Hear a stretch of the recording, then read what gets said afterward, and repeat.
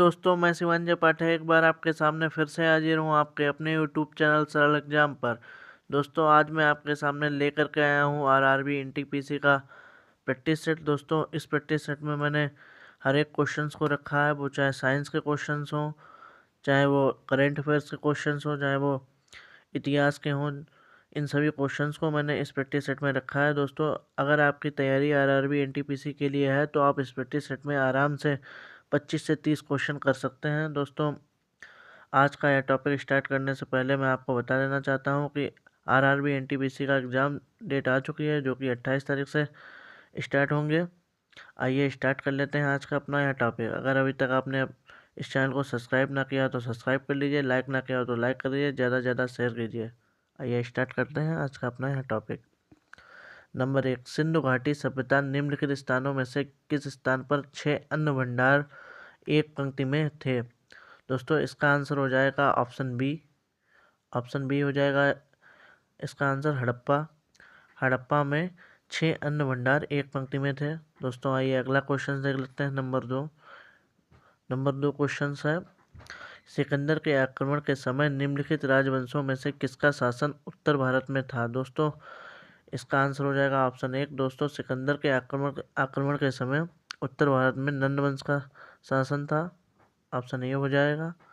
दोस्तों, नंद वंश का शासन था। नंद वंश का जो अंतिम राजा हुआ है घनानंद, उसी के शासनकाल में लगभग सिकंदर ने उत्तर भारत पर आक्रमण किया है। आइए आगे देख लेते हैं तीसरा प्रश्न आज का। निम्नलिखित महाजनपदों में से किस में आधुनिक काल के भागलपुर और मुंगेर जिले शामिल थे? दोस्तों, इसका ऑप्शन हो जाएगा वी। इसका ऑप्शन हो जाएगा वी अंग। बी ऑप्शन हो जाएगा इसका अंग। आइए चौथा प्रश्न आज का देख लेते हैं। संयमक विश्वास, संयमक ज्ञान, संयमक कर्म किसके 3 रत्न कहे जाते हैं? दोस्तों, इसका आंसर हो जाएगा ऑप्शन सी। संयमक रत्न, संयमक ज्ञान, संयमक त्रिरत्न। दोस्तों, ये त्रिरत्न जो है वह जैन धर्म के कहे जाते हैं। ऑप्शन सी हो जाएगा इसका आंसर। आइए आगे देख लेते हैं आज का चौथा प्रश्न। शक सावंत किस वर्ष शुरू हुआ था? दोस्तों, शक सावंत जो है वह शक संवत जो है वह 78 ईसा पूर्व शुरू हुआ था। 78 ईसा पूर्व। ऑप्शन ए हो जाएगा इसका सही। आइए आगे देख लेते हैं आज का छठा प्रश्न। अजंता की चित्रकारी किसके दृश्य को दर्शाती है? दोस्तों, अजंता की जो चित्रकारी है वह पंचतंत्र को दर्शाती है। अजंता की जो चित्रकारी है दोस्तों वो पंचतंत्र को दर्शाती है। ऑप्शन डी हो जाएगा इसका आंसर। आइए आज का सातवां प्रश्न देख लेते हैं दोस्तों। अंग्रेज के द्वारा भारत में निर्मित प्रथम किला कौन सा था? दोस्तों, इसका ऑप्शन नंबर ए हो जाएगा। ए हो जाएगा दोस्तों, सेंट जॉर्ज किला था।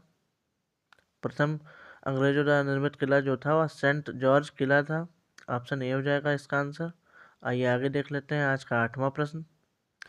स्वतंत्रता पूर्व भारत में व्यापारी के रूप में निम्नलिखित में से कौन अंत में आया था? दोस्तों, स्वतंत्रता के पूर्व व्यापारी के रूप में अंत में आने वाले फ्रांसीसी थे। ऑप्शन सी हो जाएगा दोस्तों इसका। ऑप्शन सी फ्रांसीसी थे। आइए आज का नवा प्रश्न देख लेते हैं। भारत की संविधान सभा के गठन का आधार क्या था? दोस्तों, भारत की संविधान सभा का आधार जो है वह ऑप्शन बी हो जाएगा, कैबिनेट मिशन प्लान था 1946 में, जो कि आया था cabinet mission plan 1946। Option B हो जाएगा। आइए आगे देख लेते हैं आज का 10वां प्रश्न। मूलतः भारत के संविधान में है। दोस्तों, मूलतः भारत के संविधान में 395 अनुच्छेद हैं। ऑप्शन ए हो जाएगा, 395 अनुच्छेद हैं। आइए देख लेते हैं आज का 11वां प्रश्न। शिक्षा किस सूची में शामिल एक मद है? दोस्तों, यहाँ क्वेश्चन बहुत ज़्यादा आता है। दोस्तों, मैं आपको बता देना चाहता हूँ यह पूरा ही जो प्रैक्टिस सेट मैंने लिया है प्रीवियस ईयर क्वेश्चन है उन पर आधारित है। इसमें मैंने करेंट अफेयर्स के नए क्वेश्चंस को डाला है। आइए देख लेते हैं आज का अपना यह क्वेश्चन। 11 नंबर, शिक्षा किस सूची में शामिल एक मद है? दोस्तों, इसका आंसर हो जाएगा ऑप्शन सी, समवर्ती सूची का। ऑप्शन सी हो जाएगा। ये कई बार पूछा गया क्वेश्चन है। आइए आगे देख लेते हैं 12 नंबर प्रश्न आज का। भारतीय संविधान के किस अनुच्छेद में भारतीय नागरिक के मौलिक कर्तव्य दिए गए हैं? दोस्तों, इसका ऑप्शन हो जाएगा ऑप्शन सी, अनुच्छेद 51A में दिए गए हैं। ऑप्शन सी हो जाएगा अनुच्छेद 51A। आइए आज का 13वां प्रश्न देख लेते हैं। निम्नलिखित में से कौन सा एक बिहार का लोक नृत्य है। दोस्तों लोक नृत्य बहुत ज़्यादा इंपॉर्टेंट हो जाते हैं। रेलवे के कोई भी एग्जाम हो, वो चाहे ग्रुप डी हो, एनटीपीसी हो, कोई भी हो, लोको पायलट हो, कोई भी एग्जाम हो, उसमें लोक नृत्य बहुत ज़्यादा इंपॉर्टेंट हो जाते हैं। आइए 13 नंबर प्रश्न देख लेते हैं। बिहार का लोक नृत्य है दोस्तों, इसका आंसर हो जाएगा आपका ऑप्शन नंबर बी, विदेशिया। ऑप्शन नंबर बी हो जाएगा विदेशिया। आइए आगे देख लेते हैं 14 नंबर प्रश्न। द्रोणाचार्य पुरस्कार दिया जाता है। दोस्तों द्रोणाचार्य पुरस्कार है जो उत्कृष्ट खेल के कोच होते हैं, प्रशिक्षक लोग होते हैं, उनको दिया जाता है। ऑप्शन डी हो जाएगा इसका आंसर। ऑप्शन डी हो जाएगा। आइए आगे देख लेते हैं आज का 15वां प्रश्न। पटना का सदाकत आश्रम किससे संबंधित है। दोस्तों यह आश्रम जो है वह जेपी नारायण, जयप्रकाश नारायण जी से संबंधित है। ऑप्शन ए हो जाएगा, जयप्रकाश नारायण जी से संबंधित है। आइए देख लेते हैं आज का 16वां प्रश्न। स्थायी चुंबक विकसित करता है। दोस्तों स्थायी चुंबक है वह जो है, ऑप्शन ए हो जाएगा, लौह चुंबकीय पदार्थ को विकसित करता है। इसका आंसर ऑप्शन ए हो जाएगा। आइए आगे देख लेते हैं आज का 17वां प्रश्न। एक मोल बराबर होता है। दोस्तों एक मोल बराबर होता है 6.023 गुणे 10⁻23 कण।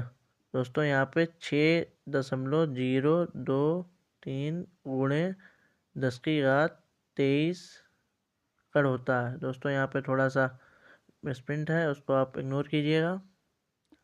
आइए आगे देख लेते हैं आज का 18वां प्रश्न। निम्न में से कौन सा कार्बन का अपरूप नहीं है। दोस्तों इसमें कार्बन का अपरूप पूछा गया जो कि नहीं है। नंबर 1 लकड़ी का कोयला, दोस्तों ये है। हीरा भी है। ग्रेनाइट, ग्रेनाइट दोस्तों नहीं है। ऑप्शन सी हो जाएगा। आइए देख लेते हैं आज का अपना 18वां प्रश्न। 19वां प्रश्न। कंप्यूटर का प्रत्येक अवयव निम्नलिखित में से किस युग में शामिल है। दोस्तों इसका ऑप्शन हो जाएगा, आंसर नंबर हो जाएगा डी, हार्डवेयर और सॉफ्टवेयर होते हैं। आइए आगे देख लेते हैं आज का क्वेश्चन नंबर 20। फलीदार पौधों में नाइट्रोजन स्थिर करने वाला बैक्टीरिया निम्न में से कौन सा है। दोस्तों इसका ऑप्शन हो जाएगा ऑप्शन सी। ऑप्शन सी हो जाएगा राइजोबिया। आइए आगे देख लेते हैं 21वां प्रश्न। पौधों की जड़ से अन्य भाग एक पानी और खनिज का वहन किसके द्वारा किया जाता है। पौधों की जड़ों से अन्य भाग एक पानी और खनिज का वहन किसके द्वारा किया जाता है। दोस्तों इसका ऑप्शन नंबर हो जाएगा, ऑप्शन नंबर हो जाएगा इसका डी, जाइलम। जाइलम के द्वारा किया जाता है। आइए देख लेते हैं आज का अपना 22वां प्रश्न। प्रथम क्लोन जानवर डॉली थी। दोस्तों प्रथम क्लोन जानवर डॉली थी, इसका ऑप्शन नंबर हो जाएगा डी, भेड़। आइए आगे देख लेते हैं आज का 23वां प्रश्न। 1000 मेगावाट बिजली उत्पन्न करने वाला भारत का एकमात्र न्यूक्लियर संयंत्र कौन सा है।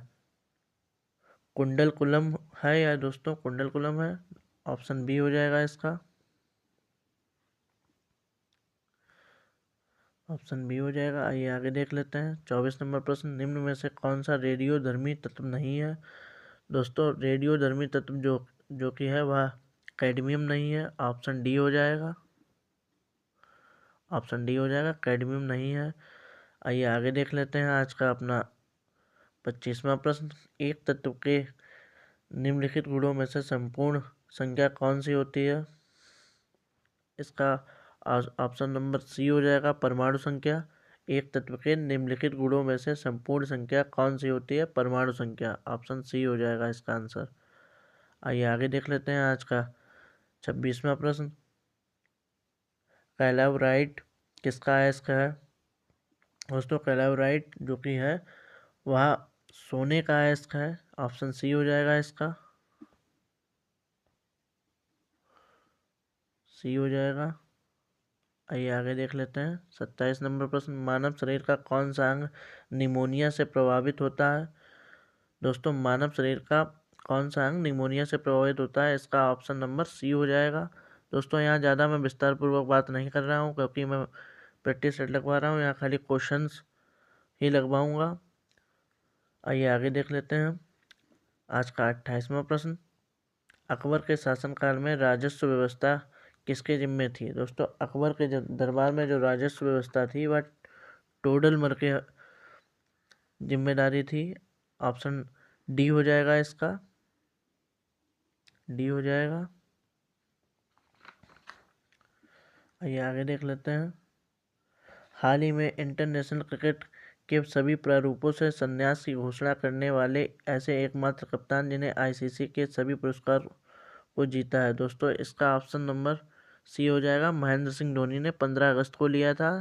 दोस्तों यह बहुत ज़्यादा इम्पोर्टेंट क्वेश्चन है, इसका समय भी आपसे पूछा जा सकता है। दोस्तों महेंद्र सिंह धोनी ने शाम को 7:30 बजे संन्यास की घोषणा की थी। आइए आगे देख लेते हैं आज का 30वां प्रश्न, हाल ही में उत्तर प्रदेश सरकार ने किस कैबिनेट मंत्री तथा पूर्व भारतीय क्रिकेटर का निधन हो गया है। दोस्तों इसका ऑप्शन नंबर ए हो जाएगा, ए चेतन चौहान जी थे।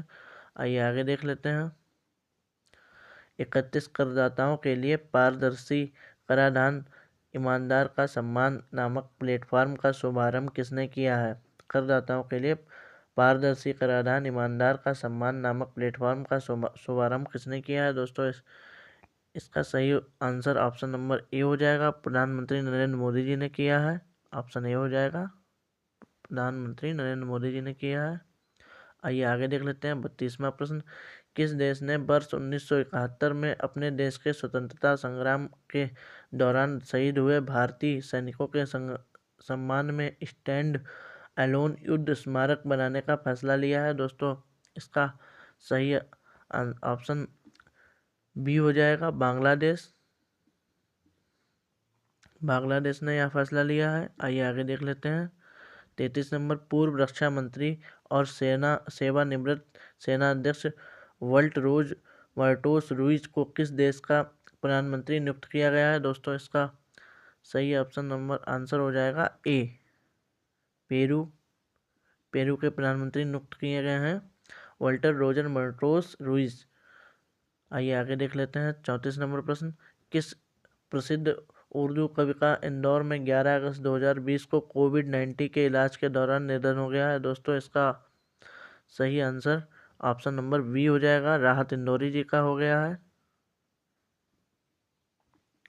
आइए आगे देख लेते हैं, डाटा रिकवरी सेंटर कृषि मेघ का शुभारंभ किस संगठन ने किया था। दोस्तों इसका सही आंसर ऑप्शन नंबर बी हो जाएगा, कृषि भारती अनुसंधान परिषद, बी हो जाएगा।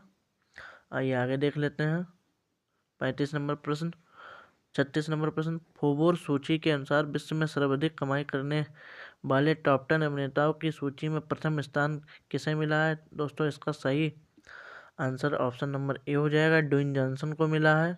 ऑप्शन नंबर ए हो जाएगा, ड्वेन जॉनसन।